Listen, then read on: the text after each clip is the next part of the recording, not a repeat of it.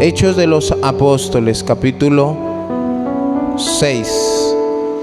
Hechos capítulo 6, del versículo 1 al 4.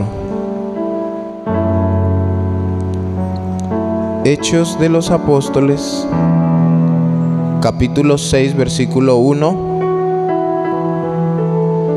al 4. Dice la palabra del Señor: elección de los 7 diáconos. En aquellos días, como crecía el número de los discípulos, hubo murmuración de los griegos contra los hebreos, de que las viudas de aquellos eran desatendidas en la distribución diaria. Entonces los 12 convocaron a la multitud de los discípulos y dijeron: no es justo que nosotros dejemos la palabra de Dios para servir a las mesas.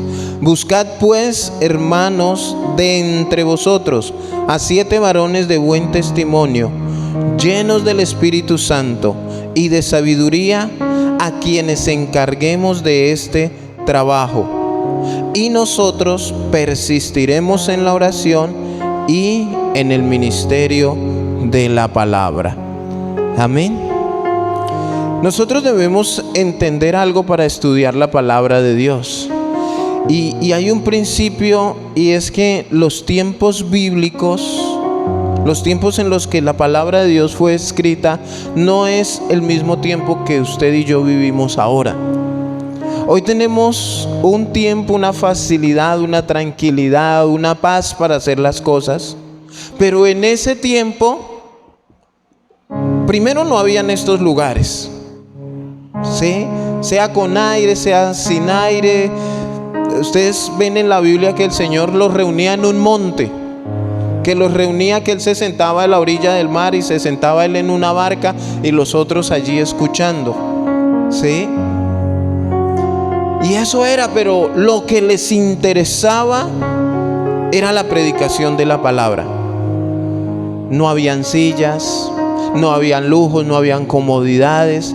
Inclusive hoy en día he escuchado yo testimonios de personas que se tienen que congregar a escuchar o a estudiar la palabra en huecos subterráneos, en alcantarillas, porque en esos países es prohibida la predicación de la palabra.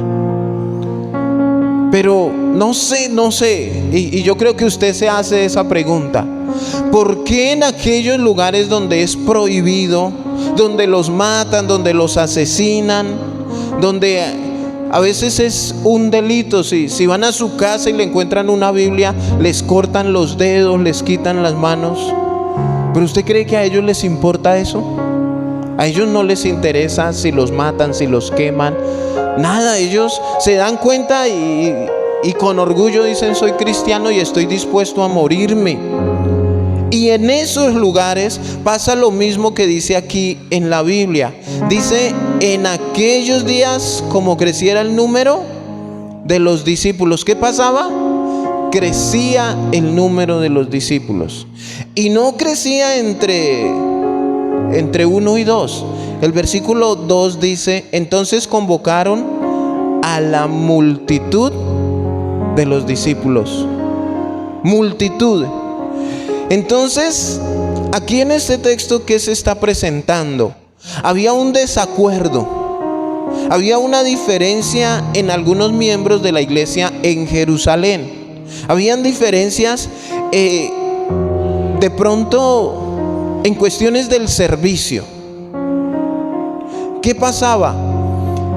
Los discípulos fueron muy prudentes, fueron sabios, entendieron para qué el Señor los había puesto allí, y fue tratado el problema y resuelto a tiempo. O sea, ellos no dejaron, ellos no se pusieron a decir: vamos a orar para que el Señor cambie el corazón de los griegos o de los hebreos, que era entre los dos grupos que se presentaba la diferencia. Ellos dijeron: bueno, esto hay que solucionarlo. Yo conozco personas, yo conozco pastores, líderes, que de pronto ven un problema en su congregación y ellos, la manera de solucionarlo es: vamos a orar. Sí, hay que orar. Pero cuando yo le pregunto, si usted ve a su hijo o a su hija en una situación que no debe, haciendo lo que no debe, ¿Usted le llama la atención? ¿Habla con él? ¿O usted dice vamos a orar? O las dos cosas. Las dos, ¿cierto? Pero nosotros vivimos por fe. Entonces ellos entendieron que debían solucionar. Ellos no se enteraron, los discípulos, de la manera correcta del problema que había. Había un problema bien serio y ellos se enteraron porque ¿a cuánto les gustan los chismes? ¿O a cuánto les gusta ser chismosos? ¿O a cuánto les gusta escuchar que hay un chismoso hablando de usted? Este era el problema que había. En aquellos días, como creciera el número de los discípulos, hubo murmuración. Había una murmuración. Dicen las mamás, un lleva y trae. Y hablaba el uno del otro, y entonces miraba cómo se confabulaba aquí con el uno y a ver cómo nos aliábamos con el otro.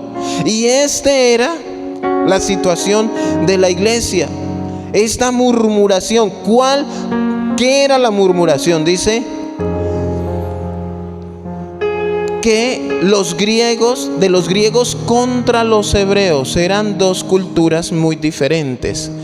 Los hebreos era el pueblo de Dios, sí, el pueblo judío, y los griegos era la ciudad, el país, la cultura que iba muy en contra de la voluntad del Señor. Ellos eran los que tenían dioses paganos. Los griegos iban en contra de la mujer. Pero miren que cuando llega la predicación de la palabra a las vidas de las personas, todo cambia. Todo cambia y hay cosas que podemos nosotros ir cambiando, ¿sí?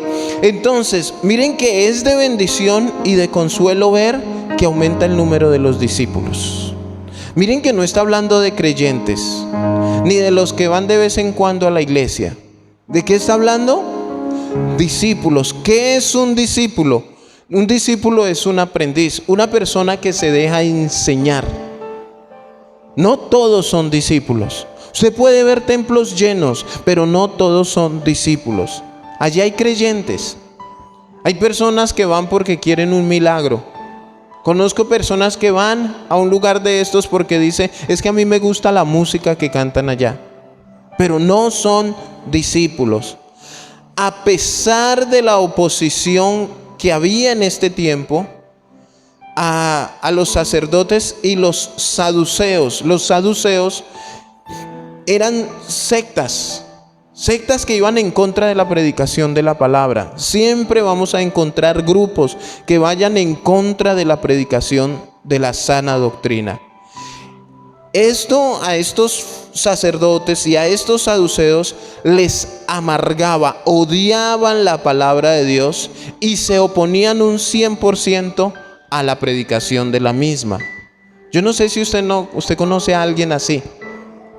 Hace poco alguien me escribió en el WhatsApp, me dijo, no me mande más esos mensajes. Entonces yo le escribí, listo, ok, no se preocupe, ya. ¿Qué piensan ustedes que tiene esa persona en su corazón? Hay personas que se oponen, hermanos, de dos maneras. Una, directamente, así como la persona que me escribió a mí. Y no quiere y no permite y pelea con su esposo, con su esposa, para que no se congreguen y dicen, y eso aquí conmigo no es. Pero hay otras personas que con sus hechos.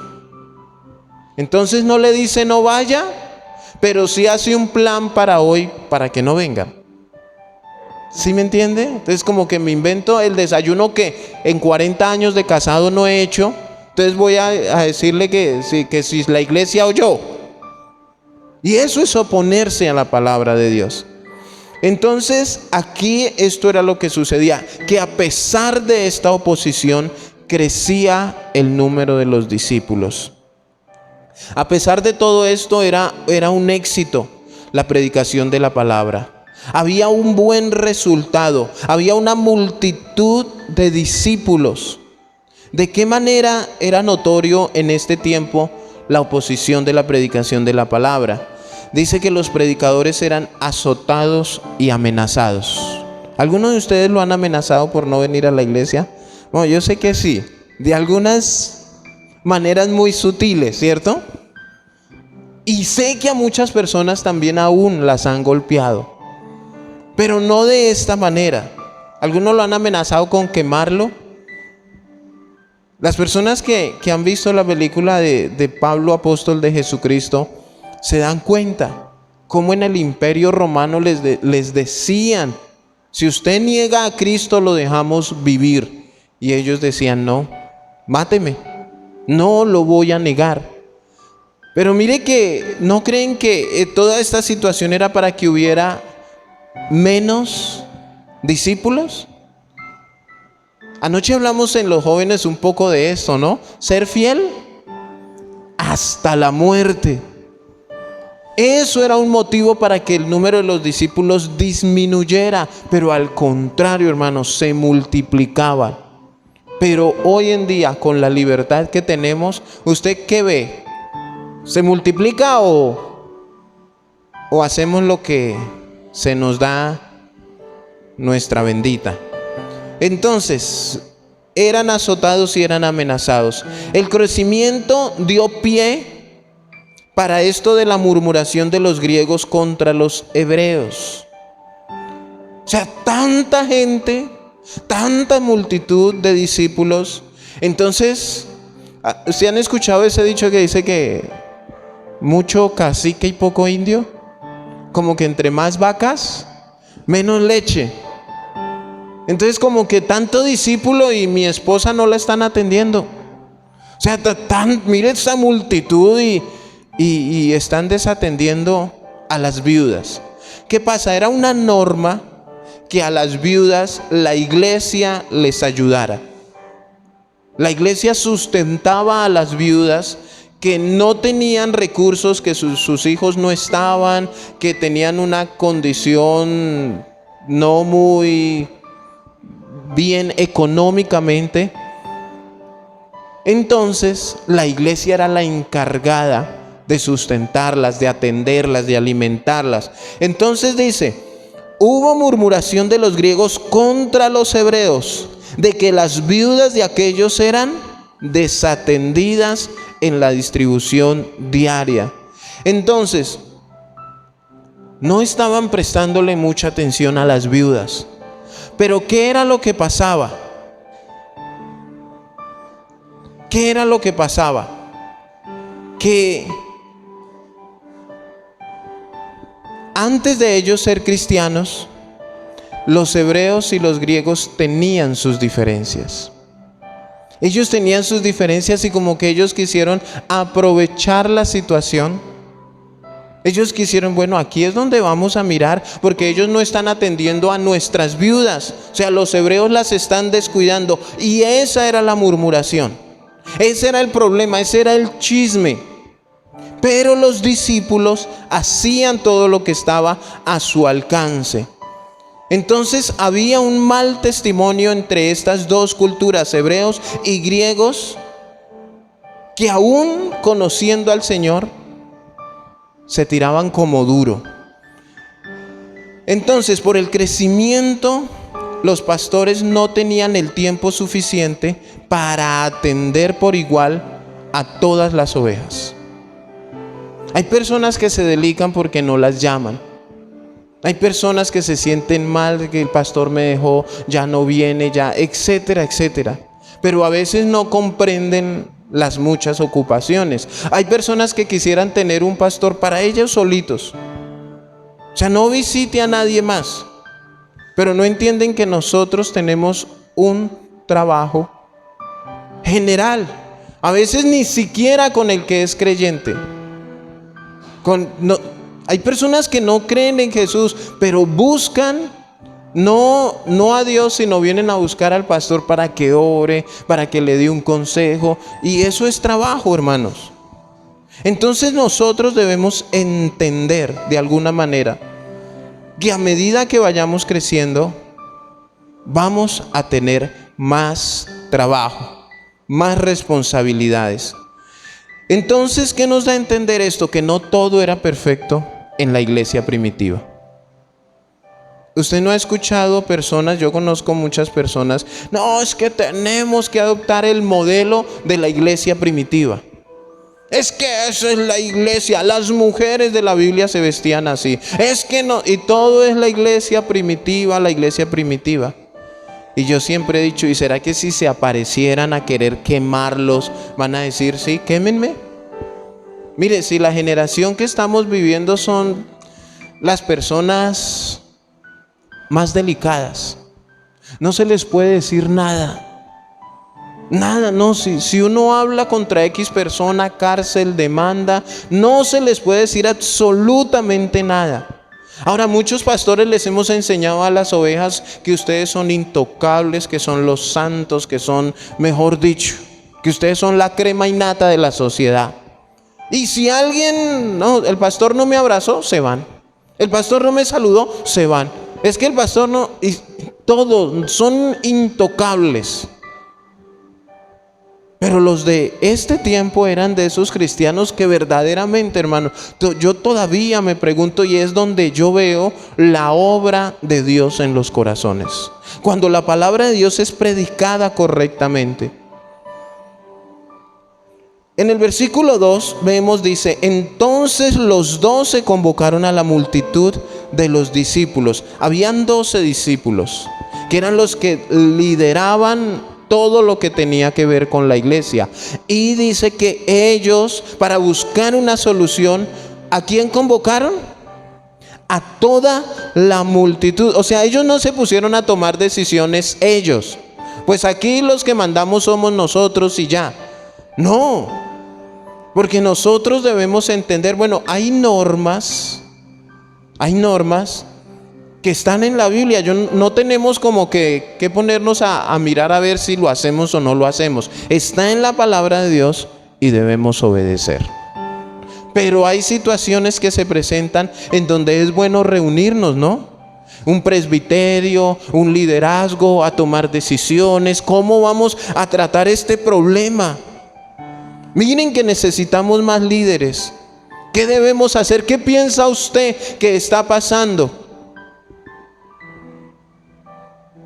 Y no tomar decisiones a la carrera. Entonces se convocó a la multitud de los discípulos. Mire, una multitud para solucionar un problema. Pero en medio de esta multitud, o sea, vemos la intervención de los 12 apóstoles en este asunto. ¿Sí? Eso fue lo primero. Se reunieron ellos 12. Vamos a mirar, vamos a hablar, vamos a charlar qué es lo que está pasando. Pero en medio de eso toman la decisión de convocar a la multitud. Ellos no quisieron obrar por su propia cuenta, sino que todos dieron su voz y voto en esa situación. ¿A quiénes convocaron? A los que atendían muy de cerca la distribución de las mesas, o sea, los que alimentaban las viudas. A ellos digo, bueno, vengan a ver, vamos a mirar qué es lo que está pasando, porque ustedes 10 no dan abastos, ustedes 12 no dan abastos, vengan a ver. Pero también llamaron a los que se sentían afectados, que eran los griegos. Vengan a ver, porque tanto ustedes tienen que comentar por qué no dan abastos, pero también ustedes tienen que poner sobre la mesa su inconformidad. Aquí no vamos a llamar a solo una parte para que los hebreos nos hablen y nos hablen mal de los griegos. O si llamamos a los griegos nomás, ¿qué van a hacer ellos? Nos van a hablar mal de... Eso es típico, ¿no? Si usted da una consejería de pareja, si usted habla con el esposo, él va y se porta como el bueno. Ella no me quiere, ella esto, ella lo otro, ella aquí. Y uno se queda convencido que el esposo es un ángel de Dios. Pobrecito.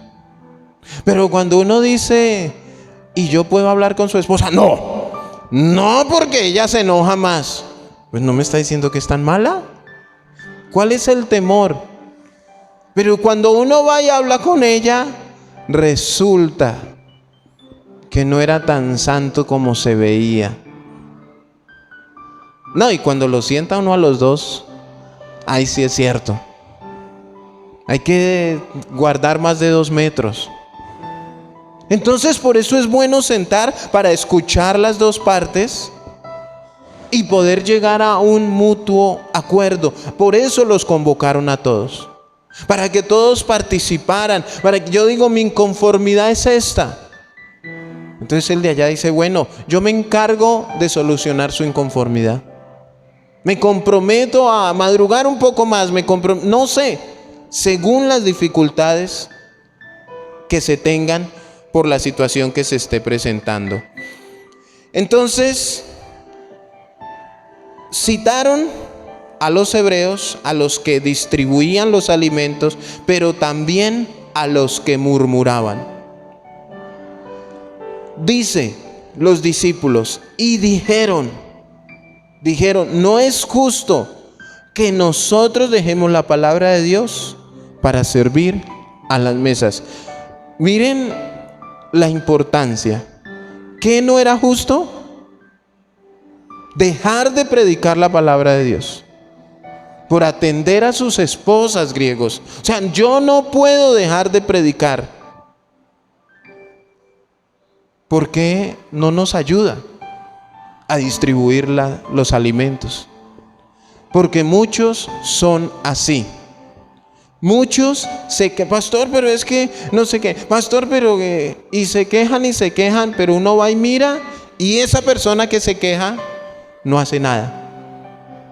Pastor, pero es que yo entro en la iglesia y no hay nadie en la puerta que me reciba. ¿Qué van a pensar los hermanos? Hermana, ¿y no quisiera usted ayudarnos el próximo domingo a recibir los hermanos? Pastor, es que, ¿cómo así que no hay un ministerio de alabanza, pastor? Hermano, ¿y no le gustaría ayudarnos y ser parte, aprender a tocar un instrumento? Pastor, ¿cómo así que una sola maestra? Y se quejan y murmuración. Miren que aquí no se está tratando un caso que sea algo literal o verídico. Era una murmuración que había entre ellos por sus diferencias, no sé. Pero entonces los discípulos les dejan claro, mire, no podemos, no es justo que dejemos de predicar la palabra de Dios, 1, a ustedes y 2, a los de afuera.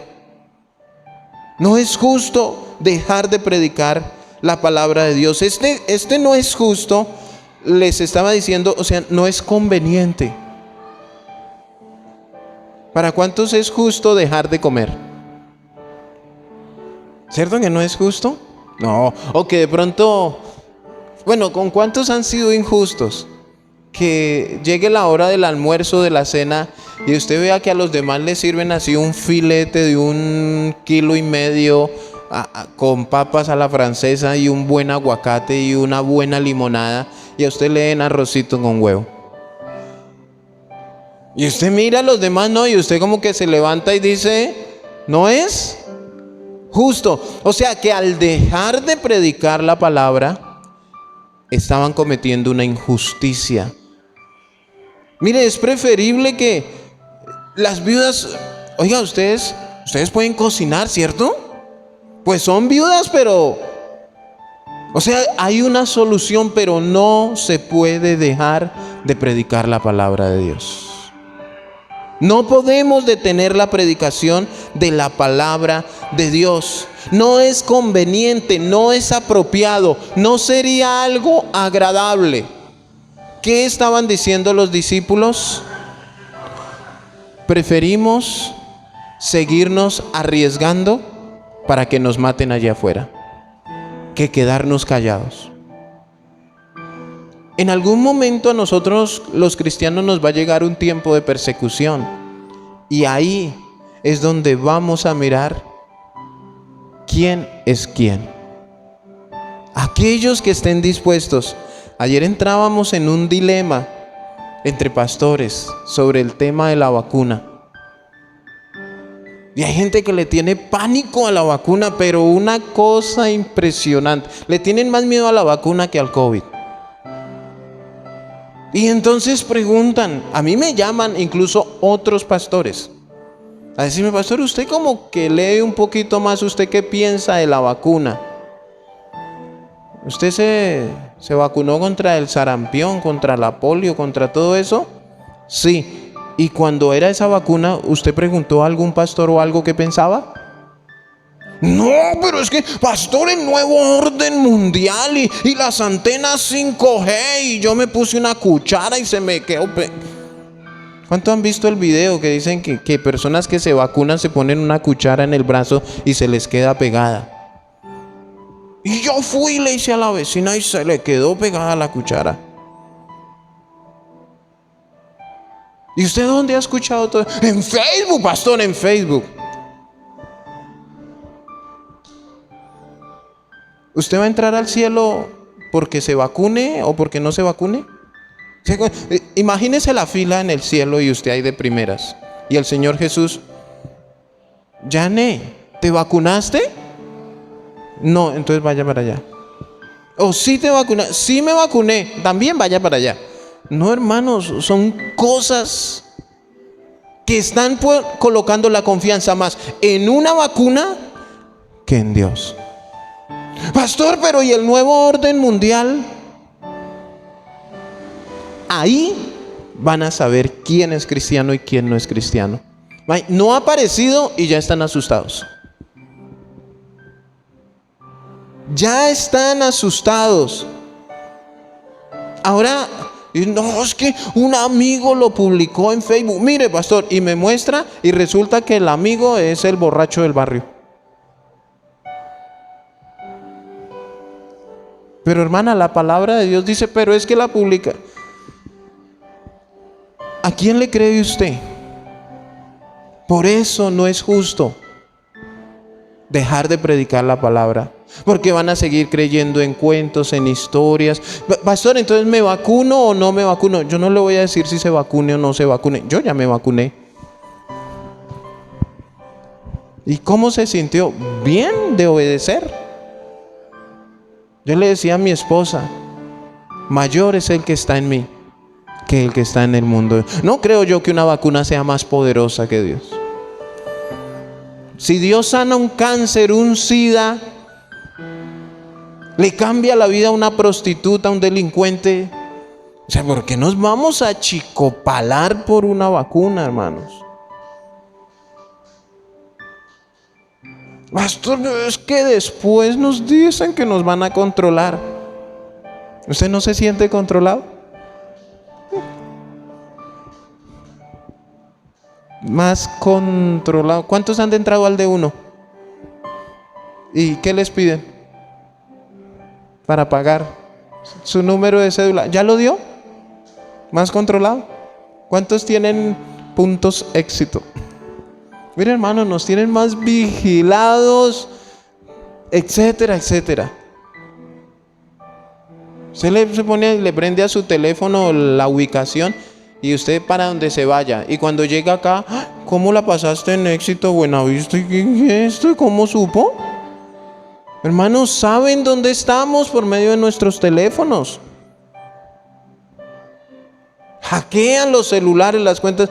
Entonces, hermanos, una vacuna más o una vacuna menos, pero la palabra nunca pasará. Entonces, convocaron a la multitud de los discípulos y dijeron: no es justo que nosotros dejemos la palabra de Dios para servir a las mesas. Ahora, para servir a las mesas, al parecer, las personas que servían a las mesas recibían alguna remuneración. Porque no era que fueran hora y media al templo a servir, no era que estaban todo el día, cocinen, pelen papas, piquen tomate, cebolla, lleven, traigan, alisten, oiga, falta esto, ¿quién va a ir a la tienda? O sea, era un servicio. Entonces, ¿de qué vivían esas personas que servían? En un constante. Entonces, como que había una remuneración. Por la palabra de Dios no daban 100 pesos. Entonces los discípulos pudieron haber dicho: no, yo sirvo a las mesas porque eso da alguito. En cambio, el que predica lo están matando allá afuera. No, ellos dijeron: no vamos a dejar que otros se ganen esa platica. Juntas labores eran arduas y llevaban de tiempo y dedicación. Tanto predicar como servir a las mesas, pero ellos tomaron la decisión de no dejar la predicación de la palabra, ni por dinero, ni por miedo a que los quemaran, a que los azotaran y a que les sucediera lo que fuera. La predicación de la palabra es la obra más alta y urgente que ha de ocupar un ministro de Dios. El que dice soy pastor, el que dice soy apóstol, el que tenga un liderazgo espiritual, debe entender que la predicación de la palabra es la obra más importante en una iglesia.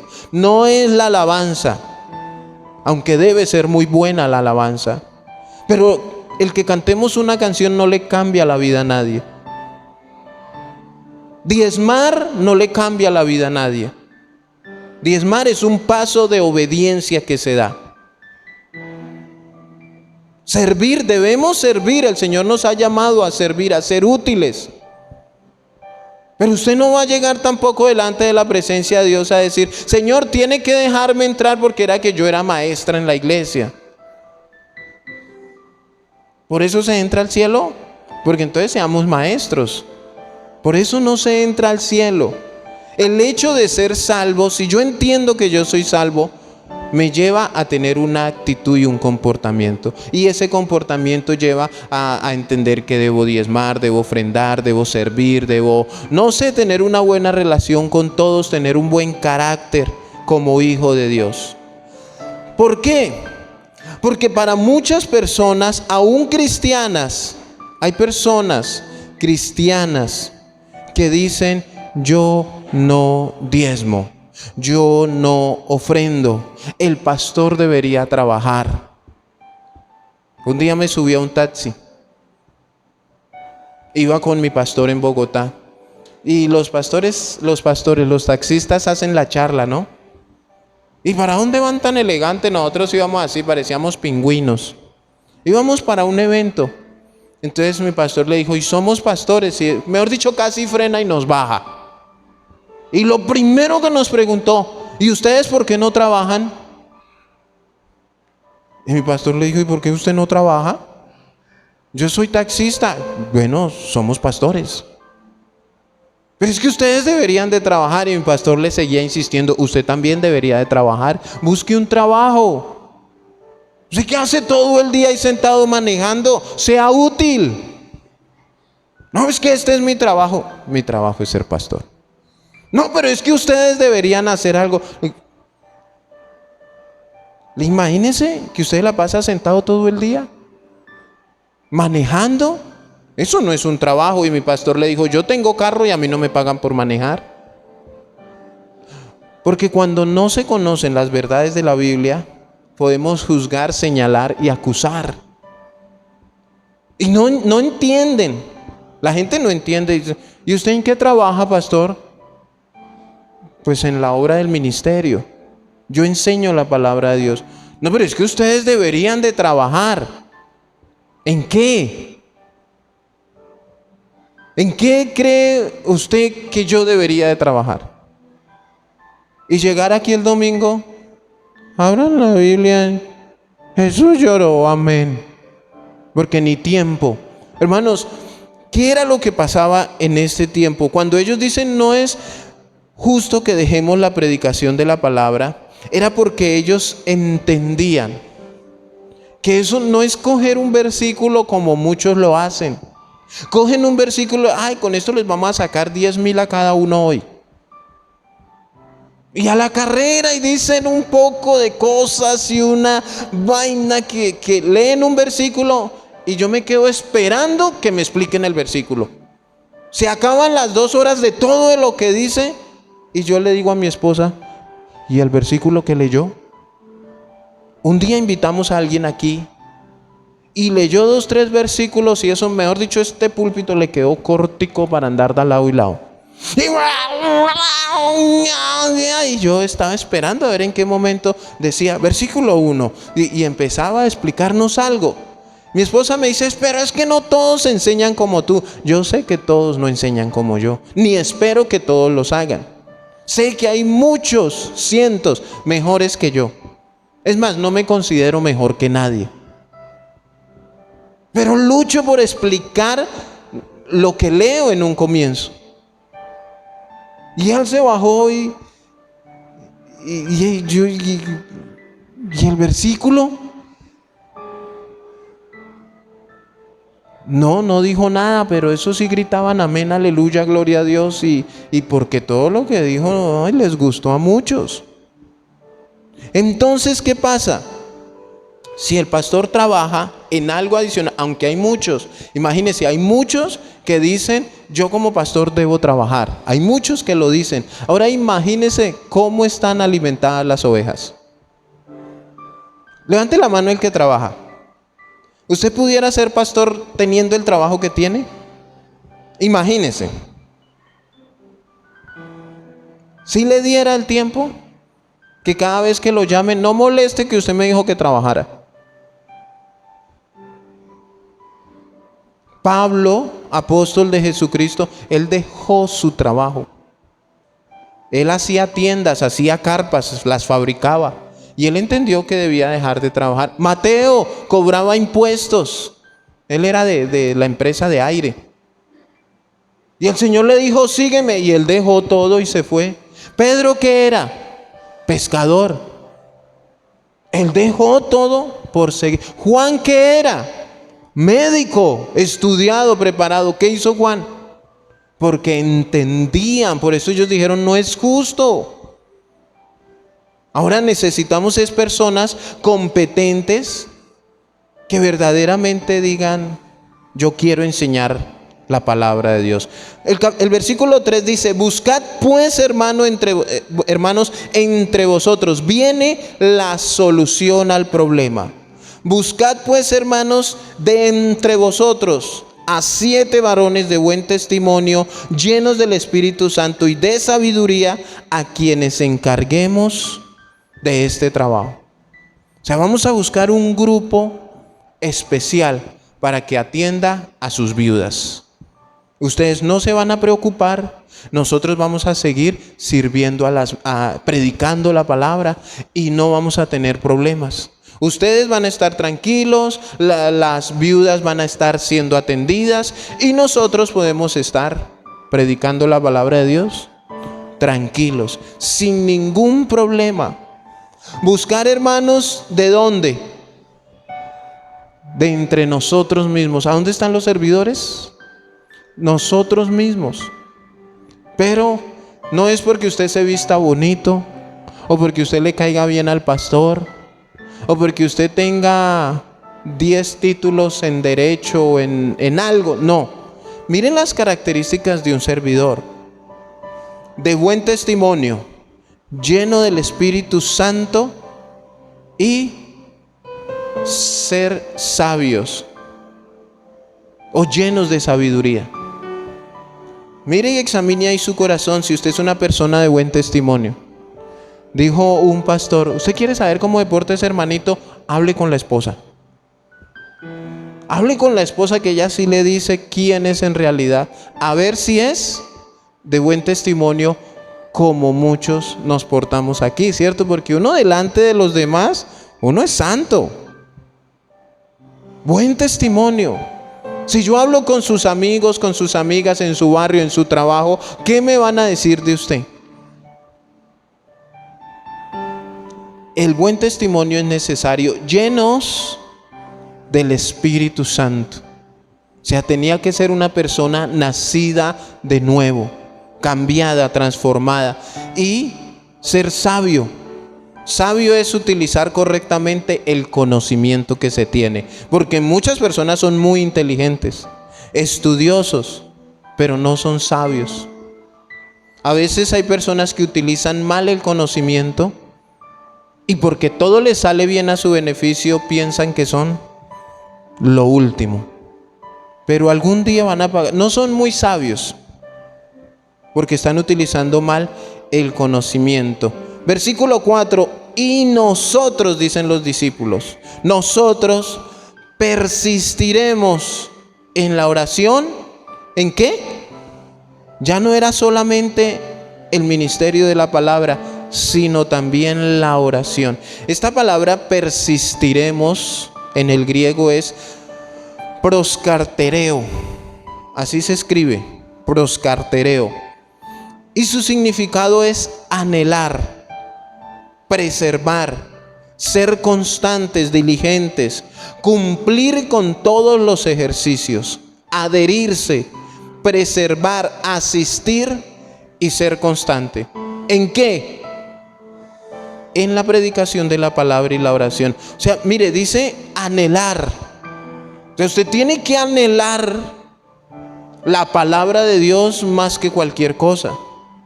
Entender cuál es el oficio de un predicador y entender qué es lo que causa predicar la palabra. Preservar, no tergiversarla. O sea, tal cual como está ahí. No ponerse a mirar a ver qué dice para desviar la gente. Que esto es lo que ha dañado. La falta de preservar la palabra, la falta de preservar la sana doctrina es lo que ha dañado el evangelio hoy en día. Que cada quien dice una sarta de palabras, lanza cosas que no son bíblicas y como los de allá no leen, se dejan llevar por tantas cosas. Entonces tú y yo estamos llamados a preservar, ser constantes. Ser constantes. Leí en Facebook algo de un predicador de por allá de los United que decía, todos sabemos cómo está la situación hoy con la diversidad de género en los colegios, es cierto que en las bibliotecas que ya encuentra usted libros para niños donde les hablan de todo eso. Y entonces decía que nuestros niños viven expuestos a mediodía de estudios diario, o sea, todos los días. Ahora bueno, se conectan, pero antes o llegará el momento en que tenga que ser presencial nuevamente. Y viven expuestos a eso de todas las cosas que el mundo ofrece. 6, 5, no sé cuántas horas diarias, de 6, 7 de la mañana hasta mediodía, todos los días. Pero los traemos hora y media a la iglesia, una vez a la semana. Y pretendemos que con esa solita enseñanza contrarrestar todo lo que les han sembrado en la semana, sea lo que sea. Y después nosotros dicen, ¿qué hice mal? Por eso es que nosotros luchamos por un trabajo en casa con los niños. Trabaje en casa con sus hijos. Esté pendiente. ¿Qué le enseñaron? Yo le pregunto a mi hija, ¿qué le enseñaron hoy? ¿Qué le dijeron?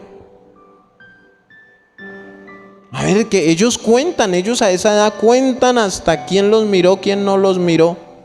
Es que él me dijo, él me pegó, él me tocó, todo. Entonces tenemos que estar pendientes y enseñarles la palabra, orar por ellos.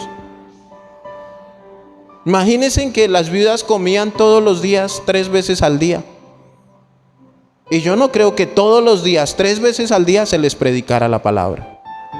No creo yo. Entonces miren la necesidad de ser una persona constante, diligente. Dice que cumplir con todos los ejercicios que tienen que ver con la palabra. O sea, no era solamente ir a leer. O sea, no solamente ir a decirle, oye, Cristo te ama. Enseñarles las verdades literalmente que Dios nos demanda. Pero entonces también, ¿cuál era el ministerio? ¿En qué era lo que los discípulos querían ser persistentes? Dice, en la oración y en el ministerio de la palabra. Entonces, miren, en la oración se reciben comunicaciones divinas. Si usted es una persona de oración, usted sabe que Dios habla en la oración. Dios habla 100% cuando tenemos una relación con Dios. Y en la predicación, lo que el Señor me habla a mí como pastor, yo se los imparto a ustedes. Yo voy y me arrodillo a orar con nombre propio, hermanos. una familia que el hermano tal, el hermano aquí, mira su trabajo, mira su relación en su hogar. Oramos con nombre propio. Y el Señor me dice, bueno, predíqueles de esto. Oración y predicación de la palabra. La oración y la predicación de la palabra. En la oración, el pastor es la boca de la iglesia. O sea, el Señor me oye a mí. No estoy diciendo que no los escuche a ustedes, porque deben orar. Pero hay gente que dice, es que el Señor como que a usted lo escucha más. No, pues de alguna manera no es que me escuche más. Es que estamos seguros que oramos más que ustedes. Porque no es que ese es nuestro trabajo. O sea, yo me siento, y no porque me den un sueldo o algo así, es porque yo siento que esa es mi responsabilidad, orar por ustedes día y noche, clamarle al Señor, es mi responsabilidad. Entonces, Él me escucha, Él me oye, yo estoy seguro. Entonces, somos la boca de la iglesia, y en la predicación el pastor es la boca de Dios. Esto que yo les estoy diciendo es de parte de Dios. Por eso muchos dicen, lo que vengo a decirte de parte de Dios es que muchos dicen cosas que no son de parte de Dios. Y por eso la gente pues es el ungido, es el pastor. Creen todo lo que les dicen y no buscan el sustento bíblico. Nunca lo que el Señor me diga va a ir en contra de lo que dejó escrito en su palabra. Nunca. Es que el Señor, pastor, pero es que eso que usted nos dijo no es bíblico, pero el Señor me lo reveló anoche. Pastor, pero no es bíblico. Ya, si no está aquí escrito, por más artimañas que utilice, usted no debe creer eso. Nunca el Señor va a ir en contra de su palabra. Nunca. Nunca es nunca. Sin la íntima comunión con Dios en la oración, la predicación carece de poder. O sea, yo puedo alistar un mensaje sin necesidad de orar, sin necesidad de preguntarle a Dios, ¿qué les predico? No, yo puedo alistar, voy a hablarles hoy de la economía, ¿cierto? Que es donde más ocupan el tiempo, a ver cuánto dan. Pero pues este pastor no oró. ¿Qué quiere decir eso? Que estoy trabajando en mis fuerzas, en mi carne. Dejé a Dios a un lado. Ahora escúchenme bien. Pero toda ocupación, aún la oración, no nos puede quitar tiempo para estudiar la palabra de Dios. O sea, miren, la oración es importante. La predicación de la palabra, el estudio, el escudriñar la palabra es importante. Pero cuando usted lee la Biblia, o sea, al leer usted la palabra, ¿usted le está diciendo al Señor que necesita el carro que quiere? No, cuando usted lee la palabra del Señor, lo que está haciendo es darle juguete, diciéndole que deje de pecar, que sea respetuoso, que sea amable. Es cuando leemos la palabra, el Señor nos quiere cambiar. Pero cuando yo oro, le puedo decir, Señor, quiero, necesito, ayúdame, mira mi situación. Entonces, como en la oración es que se puede pedir, muchos dejan de estudiar la palabra por estarle pidiendo a Dios. O sea que la oración para muchos es un estorbo para estudiar la palabra de Dios. ¿A qué le dedica usted más tiempo? No, hay gente que ora, dobla sus rodillas horas enteras, 2, 3 horas. Yo me pregunto, ¿qué le dirán a Dios? 2 horas. Haga un día de esto la tarea a ver si usted puede. Yo no puedo. 2 horas no puedo. Y se levantan y leen Juan 3:16 y se van.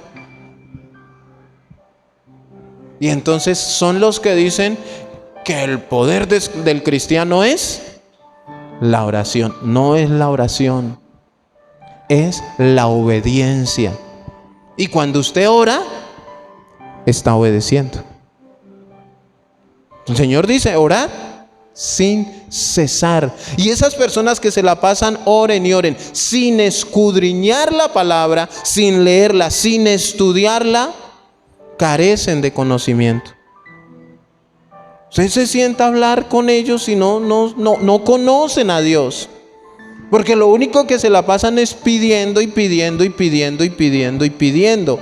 Entonces, toda ocupación, aún la oración, si la oración nos quita tiempo, inclusive a mí como pastor, para preparar buenos mensajes y dignas enseñanzas, esto es una forma de atentar contra Dios.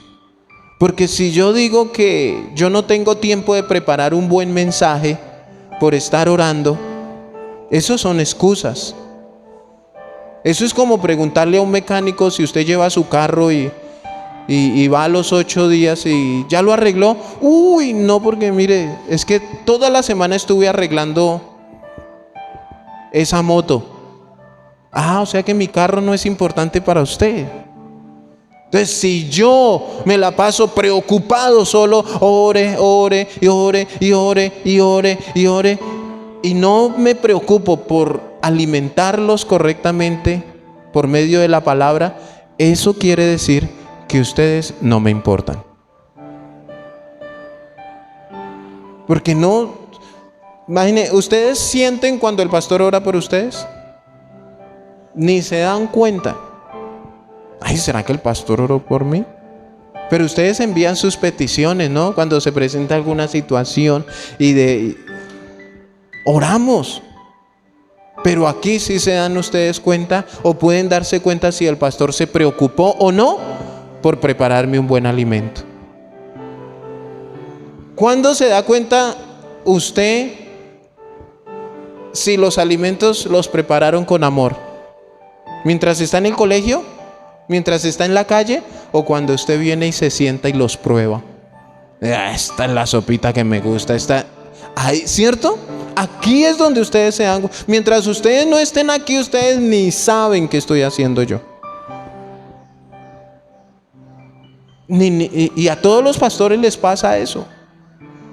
Muchos, y el pastor, alguien me preguntó hace poco, pastor, ¿y cuando usted no está predicando, usted qué hace? Hermano, le dije, yo lo invito esta semana a mi casa. Venga. ¿A qué hora se levanta? Yo a las 9, pastor. Bueno, le toca también que se quede a dormir para que se dé cuenta qué hago. ¿A qué hora se acuesta? A las 9. Bueno, yo me acuesto a las 12. ¿Pero qué hace? ¿Qué hacen todo el día?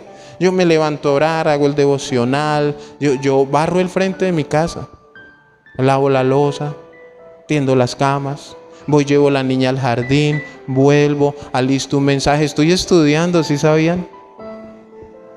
Me pongo a estudiar como 2-3 horas, me quedo dormido estudiando porque me da sueño. Después mi esposa por ahí me llama, el almuerzo. Tiene que ir por la niña al jardín, vaya por la niña, venga, ayúdele a hacer tareas.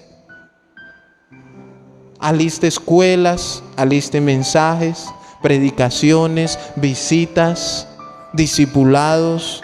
Pastor, ¿y por qué no busca un trabajo?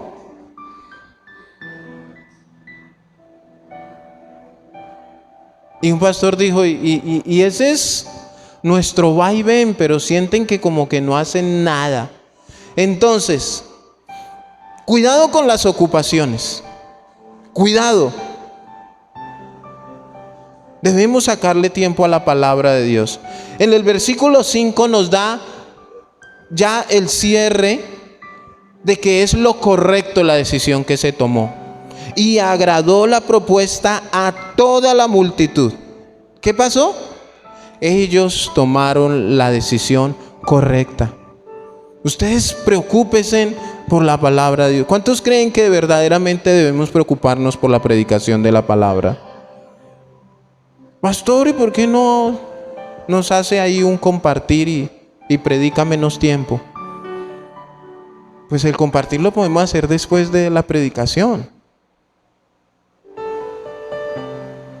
Grandes estudiosos de la palabra de Dios dicen y llegan a la conclusión que el cristiano debería de congregarse todos los días. Usted lo que hace, lo hace todos los días. Lo único que hace esporádicamente de vez en cuando es congregarse.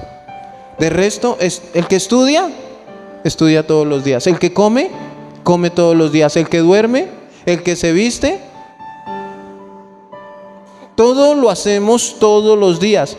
Bueno, uno no va de vacaciones todos los días, pero ¿cuántos quisieran vivir en unas vacaciones constantes en Aruba? Pero todo lo que hacemos lo hacemos todos los días. Pero la predicación de la palabra, hermanos, a veces no es ni la oración la que nos quita el tiempo, porque a veces ni oramos. A veces ni oramos. Entonces, si no oro, menos voy a leer. Ah, pastor, y me da rabia porque no entiendo. Pero miren la situación de esta iglesia. Ahora pensemos por un momento qué hubiera pasado si ellos hubieran dicho: no, mire, yo pienso que lo que nos da más recursos es el servir a las viudas. La predicación puede esperar.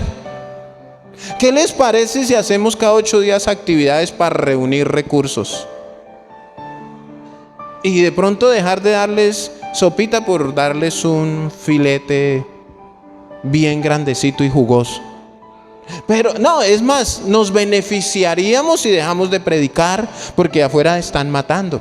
Allá están esos sacerdotes y esos saduceos que el que vean por ahí predicando nos dan en la cabeza. Entonces yo pienso que este problema es de Dios. Hay que dejar de predicar. Y vamos a preocuparnos por servir a las viudas, y de paso nos sentamos y compartimos con todas ellas. Y también nos alimentamos. Y entonces la predicación de la palabra.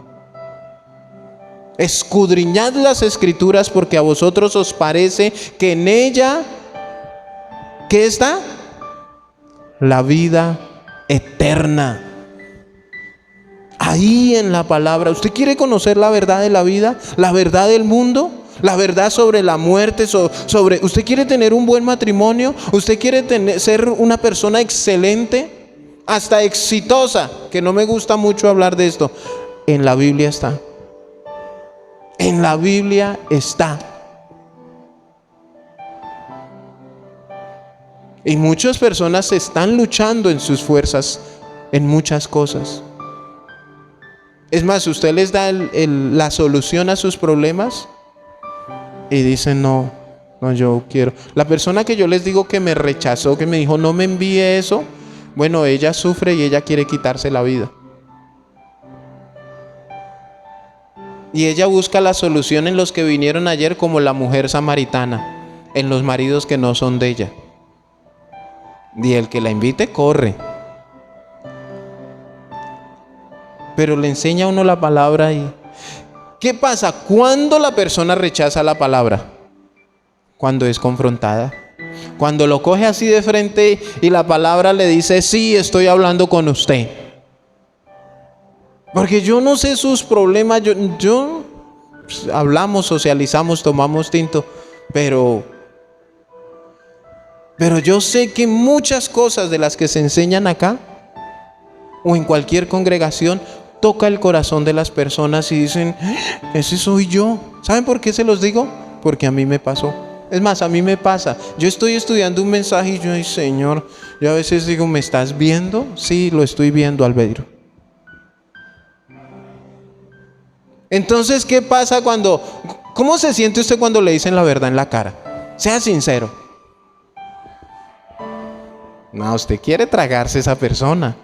No me venga a decir que: ay, tan buen amigo. No, hermano, usted quiere abrir un hueco y meterlo ahí de cabeza y darle. Porque hay un dicho que dice que la verdad duele. Y en nuestro ego, en nuestra vaina, que vengan a decirme mis errores. Pero hay algo que yo he aprendido, hermanos. El que nos dice la verdad es porque quiere que yo sea mejor persona. Y ese es el que me quiere y me ama. Yo no sé cuántos aquí en familia, a mí mi esposa me lleva y ella me calla y me dice: usted tiene que dejar de ser así y usted tiene que empezar a corregir esto. Usted hizo sentir mal a fulano, yo, ¿verdad? Sí, y ahí mismo yo, hermano, acabé de escuchar la voz de Dios aquí con el tono de voz de mi esposa, que yo le dije esto y esto y esto. Sí, pastor. Hermano, perdóneme. Es la verdad, hermano, y tenemos que corregirnos. ¿A cuántos nos han dicho: usted es mala persona? Pastor, es que yo lo veo a usted y usted como que se cree más que los demás. Yo no soy, yo soy bueno. Colóquese sobre sus pies, por favor. Hermano, la palabra de Dios es el manual de la iglesia. La palabra de Dios es el manual de tu vida y de mi vida. La palabra de Dios es lo que yo debo obedecer. Es más, yo les he dicho: no me obedezcan a mí y no obedezcan a ningún predicador. Obedézcanle a la palabra de Dios. Todo lo que salga de mi boca tiene que estar sustentado por este libro. Yo les he enseñado, yo tengo un amigo que es de Medellín, que usted le podía decir: mire, Juan 3:16 dice esto, y decírselo. ¿Y sabe él qué le decía? Iba y buscaba una Biblia. Hágame un favor, muéstremelo. No, pero ahí está. Si usted no me lo muestra, yo no le voy a creer.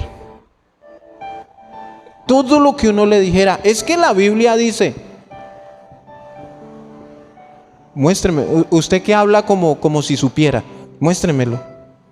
Hermano, así debería de ser cada uno de ustedes. A veces yo me bajo de acá y muchos: pastor, es que usted dijo algo, usted me lo puede mostrar, porque no todo lo leo. Pues yo les he dicho a ustedes: no, es que la Biblia dice que mayor es el que está en mí. Que no les estoy diciendo ni en qué libro ni cuál es la cita bíblica. Pero usted está en su derecho de decirme: pastor, ¿usted me muestra ese versículo para saber qué tanto es? Están en su derecho, hermanos. Y cuidado con esos que dicen: Dios me dijo. Porque el Dios me dijo, mire, a mí Dios me dijo. Hábleles de la importancia de mi palabra en la iglesia. No es justo, hermanos, que yo me ponga a hacer otras cosas y descuide el alimento espiritual de ustedes. No es justo. Porque usted viene aquí a ser alimentado, a aprender las verdades bíblicas. O alguno vino a que yo lo entretenga. Soy mal entreteniendo. Venga el viernes, el sábado a las 7, a las 6. El sábado sí la pasamos bueno y sabroso con los jóvenes. Aunque se les enseña Biblia. También los jóvenes salen de aquí bien alimentados. Ese es el objetivo. Cierre sus ojos y piense por un momento qué tan importante es la palabra para usted. Muchas personas dicen: no, es que esto fue lo que me enseñó mi mamá. Es que esto fue lo que me enseñó mi papá. No, es que yo siempre crecí así y toda mi familia me enseñó esto. Bueno, déjeme decirle que si no está en la Biblia, su mamá o su papá también están en un error. ¿Por qué? Porque usted tiene que pedirle un sustento bíblico. Mamá, papá, tío, tía, muéstreme. ¿Usted por qué tiene esa mata de sábila ahí? ¿O usted por qué hace lo que hace? Y ellos le van a decir también: porque mi abuelita me lo enseñó. Pero nunca hay un sustento bíblico. Y por eso el ser humano comete tantos errores. Cometemos errores porque no conocemos la verdad bíblica. Y la verdad bíblica no amarra a nadie, no esclaviza a nadie, al contrario, nos trae libertad. Libertad en el hogar, libertad en la pareja, libertad en la economía, libertad en el trabajo, libertad inclusive para entender todo sobre la vida y la muerte. Libertad. Por eso debemos aferrarnos a su palabra, escudriñarla diariamente, sacar tiempo. Padre eterno, gracias, Señor, por tu verdad. Al comienzo, Padre, es difícil asimilar todo lo que allí está escrito. Pero por eso venimos, por eso nos congregamos, para seguir aprendiendo más y más de ti cada día. Ayúdanos, Señor, a sacar tiempo en nuestros hogares. No es justo que saquemos tiempo para todo, pero no sacamos tiempo, Señor, para escudriñar tu palabra. No sacamos tiempo para mirar qué es lo que nos quieres hablar, qué nos quieres enseñar a manera personal, porque aquí damos un mensaje general, Señor. Pero cuando yo me siento y tomo la Biblia y quiero empezar a leer lo que tú quieres decirme a mí, esa área en mi vida que me ha costado, esa área en mi vida, Señor, que de pronto me ha quedado difícil cambiar. Es tu palabra, Señor, la que nos forma, la que nos transforma. Por eso debemos tener líderes comprometidos. Por eso debemos tener líderes, Señor, que preserven la sana doctrina, que preserven las sanas palabras de nuestro Señor Jesucristo. Líderes que sean constantes, diligentes, que cumplan con todos los ejercicios que tienen que ver con la predicación de la palabra. Señor, sé que hemos cometido errores. Antes de conocerte, teníamos un estilo de vida ajeno a lo que tú querías, porque no conocíamos tus verdades, no conocíamos lo que aquí está escrito. Pero hoy, con el transcurrir del tiempo, el pasar de los días, de los años, poco a poco nos estamos llenando de tu verdad, de tu amor, de lo que allí está escrito. Y debemos ir cambiando, Señor. Debemos cada uno irnos evaluando y darnos cuenta que estamos siendo mejores con el pasar del tiempo.